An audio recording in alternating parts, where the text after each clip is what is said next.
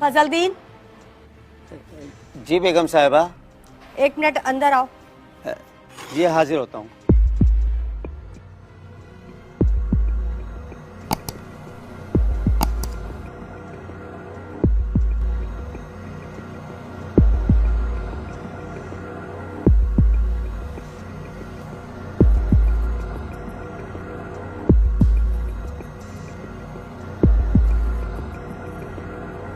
जी बेगम साहिबा। आओ आओ फजलदीन, बैठो। मुझे तुमसे एक बात करनी है। जी बेगम साहिबा, कहिए। वो कमाल के बारे में क्या सोचा है तुमने? कमाल के बारे में? मैं आपकी बात का मतलब नहीं समझा। मेरा मतलब है कि उसकी शादी वादी करनी है या नहीं?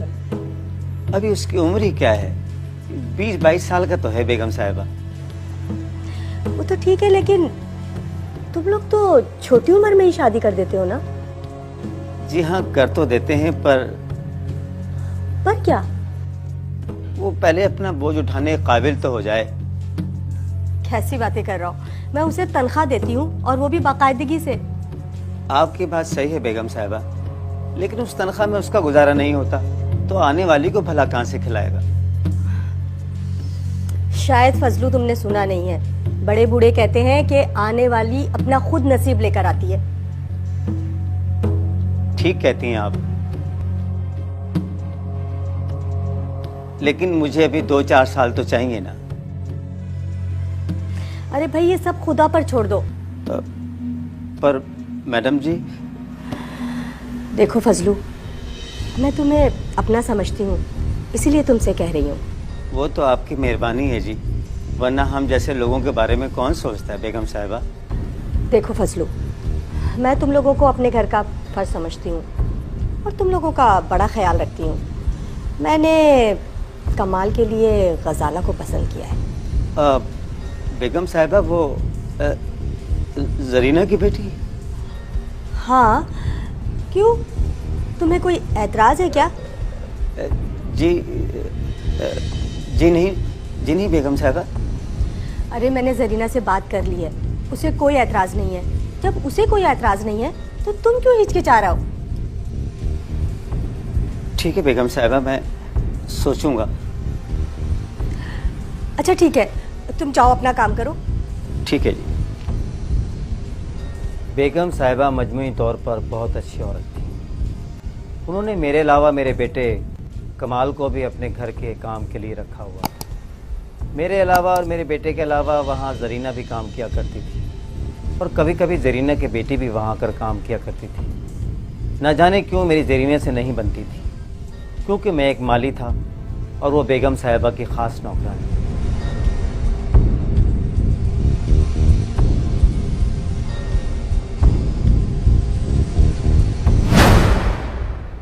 और बेटा, पेपर कब है तुम्हारे? मॉम 1-2 दिन में आई थी। 1-2 दिन में? और तुम बैठे हुए टीवी देख रहे हो, कब तैयारी करोगे? वो मैं कर लूंगा, after I am genius you know. ओफो, मैं चाह रही हूँ कि तुम जल्दी से मास्टर करो और मैं तुम्हें भी बाहर भेजूं।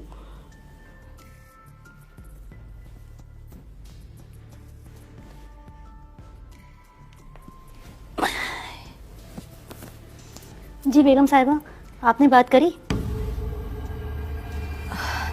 बात तो की है, मगर क्या?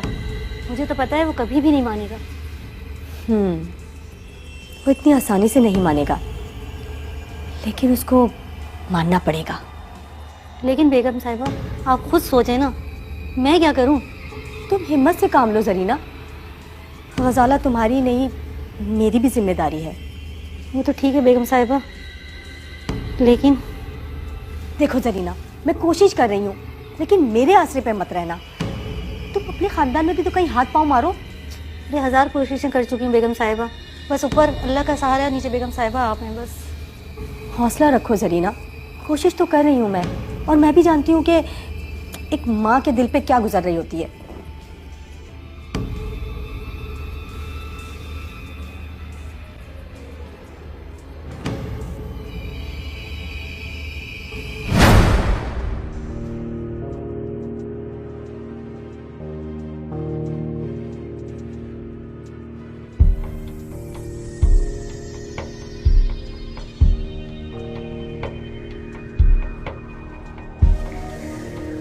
क्या बात है फजलदीन, किन सोचों में गुम हो?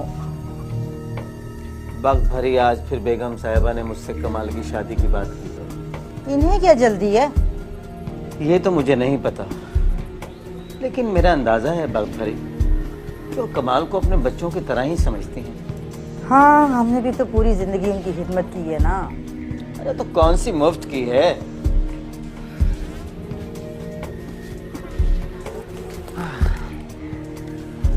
किसकी बात हो रही है अब्बा? अरे वही मैडम अफरोज की बात हो रही है कमाल। अरे हाँ अब्बा, पता है बीवी जी ने बुला के मुझे आज क्या कहा? क्या कहा? कह रही थी कि मुझे नर्सरी खुलवा के देंगी। नर्सरी? हाँ, ये भी कह रही थी कि मुझे पैसे और जगह का बंदोबस्त भी करके देंगी। लेकिन क्या? पूरी बात बताओ। कह रही थी कि गजाला से शादी कर लो। फिर तूने क्या कहा? मैं क्या कहता, मैं तो खुश ही इतना हो गया था। मैंने भी कह दिया बीवी जी जैसी आपकी मर्जी। तुझे शर्म नहीं आई? माँ बाप के होते हुए शादी की बातें कर ली हैं? और बीवी जी तो कह रही थी कि आपसे बात कर ली है। ये मुझे कुछ ठीक नहीं लग रहा फजलदीन। मेरी समझ में नहीं आता कि ये बेगम साहिबा मुझसे गलत बयानी क्यों कर रही हैं। गलत बयानी? तू छोड़, अब मुझे कुछ सोचने दे।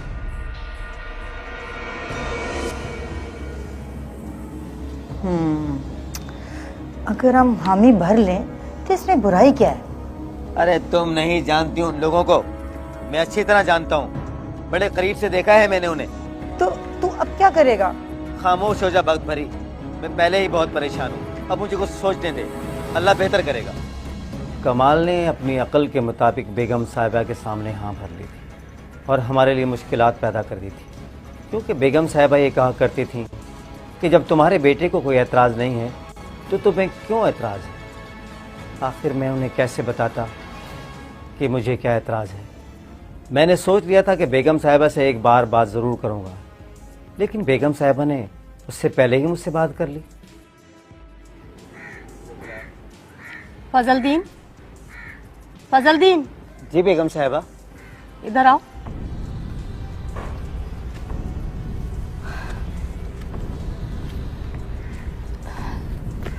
एक बात करना चाह रही थी तुमसे। अरे नीचे क्यों बैठ रहा हो, ऊपर बैठो। बैठो, कोई बात नहीं, ऊपर बैठ जाओ। शुक्रिया बेगम साहिबा। जी कहिए। वो कमाल से बात की थी मैंने रिश्ते के सिलसिले में, उसे कोई एतराज़ नहीं है। मैं चाहती हूँ कि तुम और जरीना दोनों ही इस फर्ज से सुबुकदोश हो जाओ। ठीक है बेगम साहिबा, होगा तो वही जैसा आप चाहेंगी, लेकिन इतनी जल्दी क्या है? तुम लड़के वाले हो ना, इसीलिए ऐसा सोच रहे हो। जिनकी बेटियां हैं उनसे पूछो। अब किस सोच में पड़ गए? बेगम साहिबा, मुझे कुछ ठीक नहीं लग रहा। क्या ठीक नहीं लगा? क्या मतलब है तुम्हारा? हैरत है, मैं तुम्हारे भले के लिए कह रही हूँ और तुम्हारे शक ही खत्म नहीं हो रहे। नहीं बेगम साहिबा, ऐसी कोई बात नहीं है। तो फिर क्या बात है? बात यह है कि मेरे खानदान में कुछ ऐसे लड़के हैं जो खाते पीते घराने से ताल्लुक रखते हैं। आप अगर कहें तो मैं उनसे बात कर लूं। मत बताओ मुझे, मैं सब जानती हूँ। और तुम्हें नहीं करना ना तो साफ साफ मना कर दो, इनकार कर दो। नहीं नहीं, ऐसी बात नहीं है बेगम साहिबा। मेरा मतलब यह है कि मुझे 6-7 माह तो चाहिए शादी की तैयारी के लिए। अच्छा, अब क्या मुझे लिख के देना पड़ेगा कि दोनों तरफ का खर्चा मैं बर्दाश्त करूंगी? ऐसा करो कि अगले हफ्ते निकाह कर लो और चाहो तो 2 दिन के बाद वलीमा रख लेना, सारा खर्चा मैं दूंगी।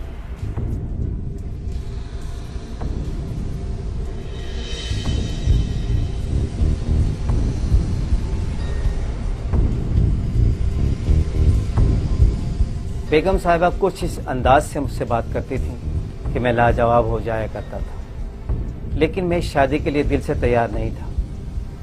उनकी जिद बढ़ती ही चली जा रही थी। मैं गरीब आदमी था, उनके हुक्म के खिलाफ मैं कैसे कुछ कर सकता था, क्योंकि नौकर तो नौकर ही होता है। लेकिन ये इतना जल्दी सब कुछ होना मुझे अजीब सा लग रहा था। देखो फजलदीन, उनकी मेहरबानियां एक तरफ, लेकिन वो हमारे साथ जबरदस्ती कर रही हैं। कहती तो तुम ठीक हो, बेगम साहिबा जहाँ दीदा औरत हैं, हो सकता है वो हमारी बेइज्जती के लिए सोच रही हूँ। हाँ, मैं सब समझती हूँ उनकी भलाई। जब से तुम्हें नर्सरी खोलने का लालच दिया ना, तो तुम्हारे दीदों पे तो चर्बी चढ़ गई है। और तू समझने की कोशिश कर, अल्लाह ताला कोई कारोबार का मौका दे रहा है ना, तो उसमें हर्जी क्या है। चाहे मौके के चक्कर में घर जहन्नम बन जाए। अब इतनी बुरी भी नहीं है गजाला, ये तो मर्दों पर होता है कि वो अपनी बीवियों को किस तरह रखते हैं। ठीक है, तेरी मर्जी। तुझे मैंने समझाना था, समझा दिया। मैं तुझे कैसे समझाऊं, बात मेरी मर्जी की होती तो मुझ तक ही रहती। इसमें सारे मामलात बेगम साहिबा खुद अपने हाथों से निपटा रही हैं, भला मैं क्या कर सकता हूँ। देख, कमाल को खुद ही समझा लेना कि सारे मामला कैसे चलाने हैं। समझा दूंगा तो फिक्र ना कर। अब्बा, एक बात तो बता, क्या जुम्मे को मेरा निकाह है? हाँ, जुमे को तेरा निकाह है, और ये सारे इंतजामात जो है ना बेगम साहिबा कर रही हैं। और एक बात सुन, तो गजाला के घर वालों से ज्यादा मेल मिलाप ना रखना। अब्बा, जब रिश्तेदारी हो जाती है ना तो मेलना मिलाना तो पड़ता ही है। वो तो छोड़, मुझे समझाने की कोशिश ना कर, मैं सब जानता हूँ। ठीक है अब्बा। अच्छा चल, वलीमे पर अपने चंद खास दोस्तों को बुला लेना, मैंने कुछ ज्यादा इंतजाम नहीं किया हुआ। ठीक है अब्बा। अच्छा अब्बा, वो बीबी जी ने मुझे 10,000 रुपए दिए। 10,000? वो किस लिए? हाँ, कह रही थी कि अपने लिए जूते और कपड़े लेकर आ जाना। हाँ, इसीलिए तो पैसे दिए हैं कि काम पक्का हो जाए।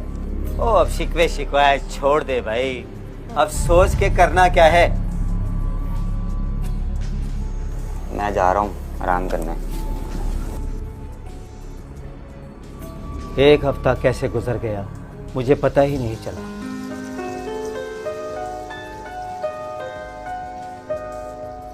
जरा जल्दी आ जाना आज। तुम कहती हो तो जाता ही नहीं हूँ। अरे नहीं भाई, आज से ज्यादा मेहनत करोगे तो हमारे आने वालों की काम आएगी।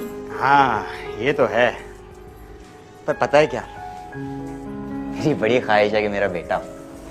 अच्छा चलो, ये बातें हम बाद में कर लेंगे, अभी तुम जाओ ताकि जल्दी आ सको। हाँ, बस मैं जा रहा हूँ। कमाल और गजाला अपनी नई जिंदगी में बहुत खुश हो गए थे। मैं और बख्त भरी भी उनकी खुशियों में शामिल हो गए, और वो हालात हमारे जहन से निकल गए जिन हालात में उनकी शादी हुई थी। शादी के कुछ ही दिन बाद एक अजीब बात हुई। फजलू बाबा, फजलू बाबा। जी बेगम साहिबा। मैं 2-2.5 घंटे में वापस आ रही हूँ, घर का ख्याल रखिएगा। बेगम साहिबा, ये सामान वगैरह? अरे भाई, ये तो आसिफ का सामान है, आसिफ जा रहा है ना। आपने तो कहा था कि आसिफ में अब यहीं रहेंगे। इसे अपनी डिग्री लेने जाना है, पढ़ाई भी तो कंप्लीट करनी है। लेकिन आपने तो मुझे कहा था बेगम साहिबा कि आसिफ मियाँ की पढ़ाई अब मुकम्मल हो गई, अब वो कभी नहीं जाएंगे। एक तो फजलदीन, तुम बाल की खाल निकालते हो। नहीं नहीं बेगम साहिबा, मैंने तो ऐसे ही कह दिया था, इसलिए कि आप भी तो आसिफ मियाँ के जाने से उदास हो जाती हैं ना। ठीक है, जरीना नहीं आएगी, घर का ख्याल रखना। ठीक है बेगम साहिबा। अच्छा आसिफ मियाँ, अल्लाह तुम्हें साथ खैरियत के ले जाए। चलो आसिफ, दरवाजा खोल दीजिए जरा। जी बेगम साहिबा।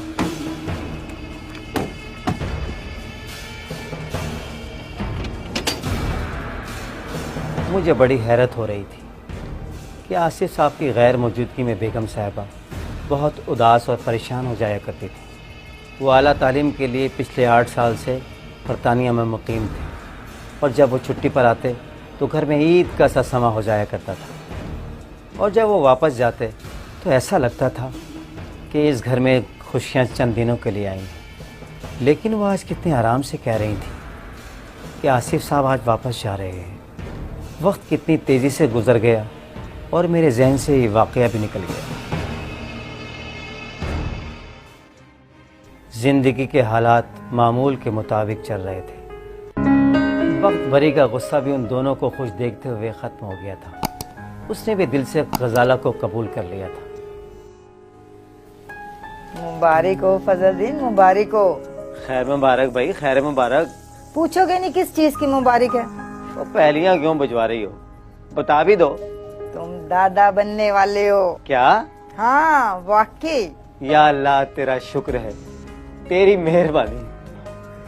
जुबानी कलामी शुक्र करने से बात नहीं बनेगी, शुक्राने के नफल पढ़ने होंगे। हाँ हाँ क्यों नहीं भाई, मगर ये दोनों है कहाँ? वो डॉक्टर के पास लेके गया है कमाल उसे। अच्छा, तो तुझे पहले से अलार्म हो गया?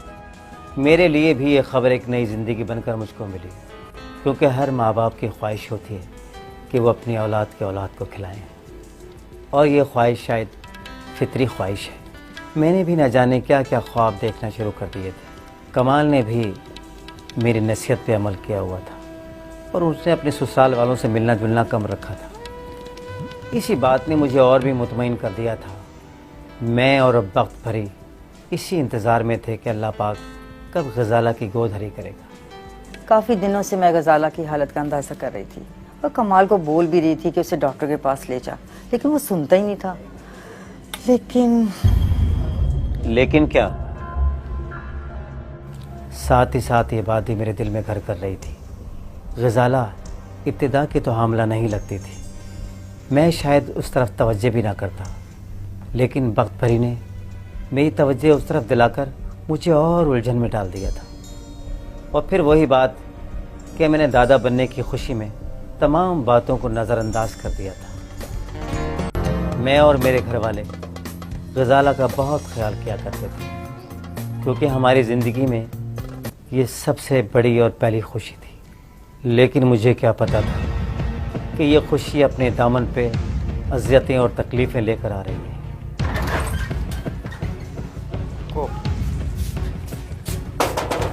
अम्मा, आई बेटा। मैं दरवाजा खोलो। आई। क्या हुआ बेटा, खरीद है?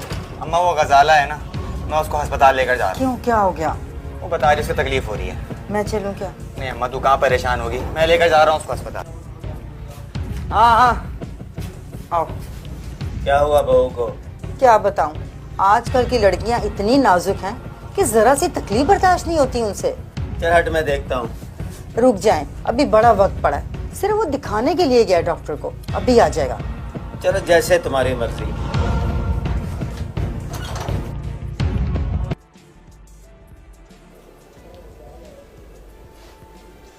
बख्ती, ओ बख्ती।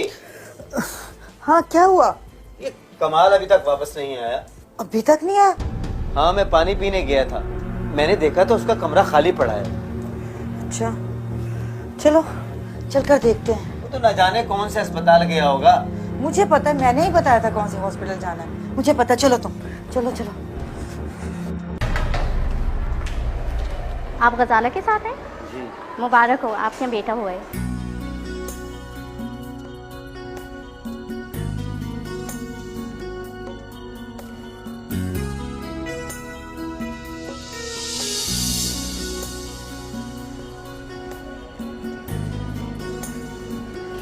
अब्बा मुबारक हो,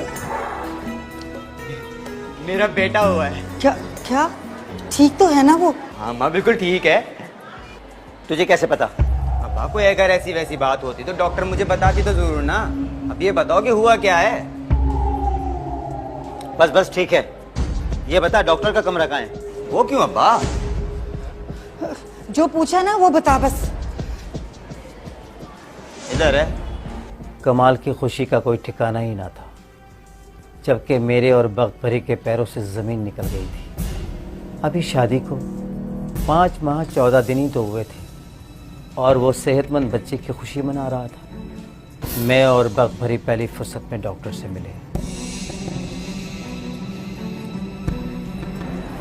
नहीं, लेकिन आपकी तशवीश बिल्कुल ठीक है। 9 महीने का बेबी है, आपका कंप्लीट बेबी है।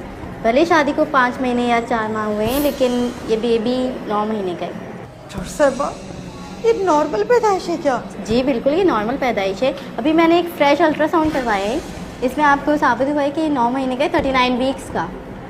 तो ये इसका सबूत है।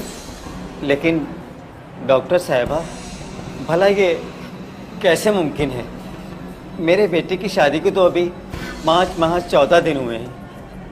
मेरी कुछ समझ में नहीं आ रहा। आप ये रिपोर्ट लेके जा सकते हैं, वेरीफाई ठीक है रहने दे बस अब। ठीक है डॉक्टर साहिबा, बड़ी मेहरबानी आपकी। चलो फजलदीन चलो।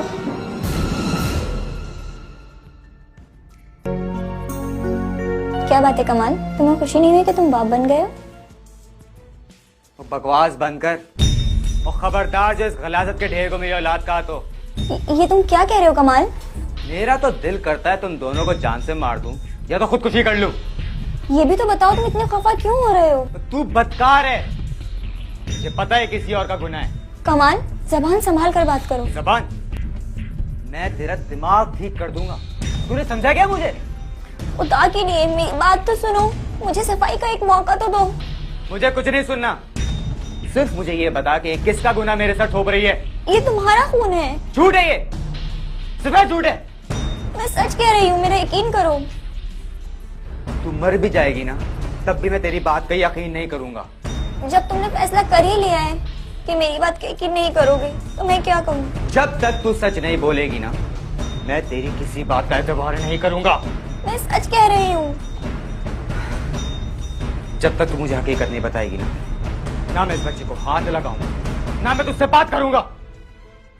कमाल का रवैया बदल चुका था और ये फिक्री भी था। देख भाई फजलदीन, तू अपने लड़के को समझा ले। तुमने हमारे साथ धोखा किया है। इस बात का जवाब तुम बीवी जी से जाके ले, जिन्होंने ये शादी करवाई है। और हाँ, ये मत समझना गजाला लवारिस है, अभी मैं जिंदा हूँ। ये बात तू डॉक्टर से जाकर पूछना, एक तो चोरी ऊपर से सीना चोरी। तू चुप करके बैठी रहे कमाल की माँ। मर्दों का मामला है, मर्दों को हल करने दे। तो मेरे घर में बैठा है, मैं तेरी इज्जत कर रहा हूँ, वरना वरना क्या कर लेगा तू? क्या कर लेगा तू वरना? क्या हुआ? क्या बात? आजा, तू ही तो फसाद की जड़ है। वो फसाद की जड़ तुम्हारी बेटी है। मुझे एक सवाल का जवाब दे, 9 महीने से पहले बच्चे की पैदाइश कैसे हो गई? बता। कमाल, तू खामोश हो जा, हमें बात कर लेने दे। चल रमजान, चल यहाँ से, इस बात का फैसला बीवी जी करेंगी। निकल यहाँ से। तुझे तो मैं देख लूंगा। तो मैं ना बेटा, हाँ तमाशा बन जाएगा। अरे बनता है तो बनने दो, जब उन्हें अपनी इज्जत का ख्याल नहीं है तो हम क्यों परवाह करें? कमाल, अभी इसका वक्त नहीं आया, अंदर जाओ, तुम जाओ इसे लेकर अंदर। नौबत यहाँ तक आ गई थी कि मैं समझ नहीं पा रहा था कि अब क्या करूँ। वो रात मैंने बड़ी अजियत और तकलीफ में गुजारी थी। एक तरफ ये ख्याल तंग कर रहा था कि कमाल को उल्टी सीधी हरकत ना कर बैठे, और दूसरी तरफ ये कि मैं ख़ानदान वालों को क्या मुँह दिखाऊंगा। और ना जाने क्यों मुझे लग रहा था कि सारी गलती मेरी है। फजलदीन, ये मैं क्या सुन रही हूँ? तुमने उस बच्चे पर किस किस्म का इल्जाम लगाया है? बेगम साहिबा, दुनिया तो आपने भी देखी, भला कहीं ऐसा हुआ है कि 5 माह 14 दिन में कोई बच्चा सेहतमंद पैदा हो जाए? मेरे एक दूर के रिश्तेदार है, उसकी बेटी के यहाँ 6 माह में विलादत हो गई है। इसमें ऐसी कौन सी बड़ी बात है? लेकिन यहाँ तो 6 महीने भी पूरे नहीं हुए। अच्छा, जो हुआ सो हुआ। अब उस मासूम को किसी और की सजा दोगे? सजा तो हमें मिल रही है बेगम साहिबा, पूरी बिरादरी थू थू कर रही है। देखो फजलदीन, बिरादरी तुम्हें खाने को नहीं देती। मैं दुनिया वालों को क्या मुंह दिखाऊंगा बेगम साहिबा, ये मेरी इज्जत का सवाल है। बात को जितना बढ़ावा दोगे ना उतना ही बढ़ेगी। बात तो बढ़ गई बेगम साहिबा। छोटी सी बात है, तुम इसे इतना बड़ा क्यों बना रहे हो? बेगम साहिबा, ये आपके लिए छोटी सी बात होगी। देखो, मियां बीवी के ताल्लुकात में ये छोटे मोटे मसले मसाइल होते ही रहते हैं। तुम इसे इतना बढ़ावा ना दो।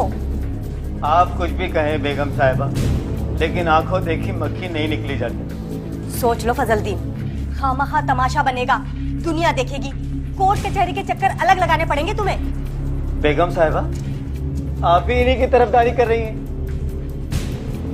ओफो, मैं किसी की तरफदारी नहीं कर रही, मैं तो तुम दोनों को समझा रही हूँ। भाई वो बेटी वाली है, उसकी मजबूरी को समझो। अगर जरीना को इज्जत का इतना ही ख्याल था तो उसने गजाला पर पहले नजर क्यों नहीं रखी बेगम साहिबा? फजलदीन, अपनी जबान को लगाम दे, क्या बकवास कर चला जा रहेगा? बेगम साहिबा, देख रही हैं आप इसकी हरकतें? हाँ, चुप हो जाओ, अब जो होना था वो हो गया। जितनी बात को बढ़ाओगे उतना ही बढ़ेगी। अब ये सोचो कि इस मसले का क्या हल है। हल क्या है बेगम साहिबा? आप ही ने इस मसले को हल करना है। देख लो फजलदीन, जरीना का मियाँ पुलिस में जाने को कह रहा है। सोच लो, समझ लो। पुलिस में? लेकिन बेगम साहिबा, ये मामला तो मैं आपके पास लेकर आया था। मैडम की बात सुनकर तो मेरा दिमाग और ख़राब हो गया, क्योंकि उनका रवैया आज बहुत बदला हुआ था। मैं तो ये सोच कर गया था कि बेगम साहिबा इंसाफ करेगी, लेकिन मुझे क्या पता था कि ये सब कुछ उन्हीं की मिली भगत से हो रहा है। बेबसी और तकलीफ के एहसास ने हमें जिंदा लाश बना दिया था। कमाल की हालत सबसे ज़्यादा ख़राब थी, क्योंकि उसे गजाला के साथ ना चाहते हुए भी रहना पड़ रहा था। बच्चे को देखकर कमाल का खून खोलता था और मैं देखता था कि वो कभी कमरे में जा रहा है और कभी बाहर आ रहा है। मेरी समझ में नहीं आ रहा था कि मैं क्या करूं।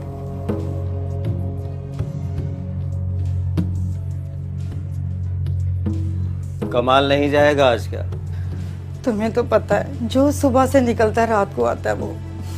हाँ, ठीक कह रही हो। मेरी समझ में भी नहीं आ रहा आखिर ये कब तक होगा। मुझे तो बहुत डर लग रहा है कि कुछ हो ना जाए। मैंने सोच लिया था कि बेगम साहिबा से बात करके जरीना से हमेशा के लिए रिश्ता ख़त्म कर दूंगा, जो हम सब के लिए नासूर बन चुका था। मेरा ख्याल था कि बेगम साहिबा थोड़ी बहस के बाद मेरी बात मान जाएगी, लेकिन शायद ये मेरी गलत फहमी थी। बेगम साहिबा। बोलो। बेगम साहिबा, मैंने इन सब बातों को सोचते हुए फैसला किया है कि मैं जरीना से रिश्ता खत्म कर दूं। क्या दिमाग तो ठीक है तुम्हारा? इतनी बड़ी बात इतनी आसानी से कह दी तुमने? वो जी, आपको कुछ नहीं पता? हाँ, मुझे तो कुछ पता नहीं है। सब कुछ तो तुम्हें पता है, तुम जानते हो। अपने आप को समझते क्या हो तुम कि तुम सब कुछ कर लोगे और मैं करने दूंगी तुम्हें? मैं हरगिज़ उस पर यह जुल्म नहीं होने दूंगी। जाओ यहाँ से, जाओ। एक बात और कान खोलकर सुन लो, अपने दिमाग में बिठा लो। अगर कोई भी ऐसी वैसी बात हुई ना, तो तुम्हारे हक में बेहतर नहीं होगा, समझे तुम? जाओ। पता नहीं क्या समझता है अपने आप को। देखती हूँ क्या करता है ये। और अब मुझे ये यकीन हो चला था कि मैंने अगर गजाला के खिलाफ कोई कार्रवाई की तो बेगम साहिबा उनकी पुष्टपनाही ज़रूर करेंगी। मगर मुझे अपने बेटे की ज़िंदगी बहुत अजीज थी। मैंने ये सोच लिया था कि ज़्यादा से ज़्यादा बेगम साहिबा मुझे नौकरी से निकालेंगी ना, लेकिन रिस्क तो अल्लाह ताला के हाथ में है। मैंने इस बात की परवाह न की। यही सोचकर मैं अपना काम बेदिली से कर रहा था। फिर मेरे महल्लेदार ने आकर मुझे ये बताया। चाचा, चाचा, क्या बात है बेटा? तेरे घर पे कुछ गड़बड़ लग रही है मुझे। मेरे घर पे गड़बड़? पता नहीं, वहाँ बहुत रश लगा हुआ है। क्या कह रहा है बेटा? चले चले। पुलिस का कहना था कि कमाल को कत्ल किया गया है और पुलिस ने मुझे काफ़ी तसल्लियां दी। पोस्टमार्टम के बाद लाश मेरे हवाले कर दी गई और मैं पूछता रहा कि रिपोर्ट में क्या है, लेकिन मुझे किसी ने कुछ नहीं बताया। कफन दफन से फारिग होकर जब मैं थाने पहुंचा तो देखो फजलदीन, हमने पूरा इत्मीनान कर लिया। ये कत्ल नहीं, खुदकुशी है। इंस्पेक्टर साहब, पहले तो आप कह रहे थे कि ये कत्ल है, अब कह रहे हैं ये खुदकुशी है। शुरू में तो ऐसा ही लग रहा था, लेकिन पोस्टमार्टम की रिपोर्ट आने के बाद ये बात वाज़ेह हो गई है कि ये कत्ल नहीं बल्कि तुम्हारे बेटे ने खुदकुशी की है। इंस्पेक्टर साहब, आप मेरी बात का यकीन कीजिए, मेरा बेटा खुदकुशी नहीं कर सकता, उसे कत्ल किया गया है। देखो बाबा, ज्यादा शोर मचाने की जरूरत नहीं है। ये वाला पर्चा तुम्हारे खिलाफ भी कट सकता है। मेरे खिलाफ? हाँ, तुम्हारे खिलाफ। अगर तुम्हारे बेटे को तुम्हारे सामने कोई मार रहा था और तूने उसे बचाने की कोशिश भी नहीं की। नहीं नहीं, मेरे सामने नहीं मारा। देखो बाबा, अभी तो तुम ये कह रहे थे कि तुमने अपनी आंखों से देखा है। मेरा मतलब यह है कि देखो, मतलब छोड़ो। ऐसा ना हो कि तुम्हें भी इस केस में अंदर कर दूं। दफा हो जाओ यहाँ से। क्या देख रहे हो? दफा हो जाओ। मैंने कई महीने थाने के चक्कर लगाए, लेकिन मेरी कोई बात सुनने को तैयार ही नहीं था। बात मेरी समझ में आती जा रही थी, क्योंकि इंस्पेक्टर आसिफ साहब के जानने वाले थे। अब वो मेरे बेटे के कत्ल को खुदकुशी का रंग देना चाहते थे। मेरे बूढ़े कानों ने अपने जवान बेटे का जनाजा उठाया था। और जब तक मेरे बेटे के कातलों को सज़ा नहीं हो जाती मुझे सुकून नहीं मिलेगा। मैंने थाने वालों की बहुत मिन्नतें की, रिश्वत भी दी और बहुत रोया। शायद अल्लाह पाक को मुझ पर तरस आ गया और थाने वालों ने FIR काट दी। बेगम साहिबा का शादी पर इतना ज़ोर देना, फिर सारा खर्चा बर्दाश्त करना, आसिफ साहब का इतनी जल्दी चले जाना और फिर गजाला के यहाँ इतनी जल्दी बच्चे की पैदाइश, ये सारी कड़ियाँ आपस से मिलती चली जा रही थी। लेकिन मैं गरीब आदमी था, ना तो वकीलों की फ़ीस भर सकता था और ना ही मेरे ताल्लुकात थे। मैं मजबूर था, कुछ नहीं कर पा रहा था। शायद बेगम साहिबा जैसे लोगों के लिए मेरे पास कोई सिफारिश नहीं थी कि मैं उन्हें अदालत तक ले जाऊं।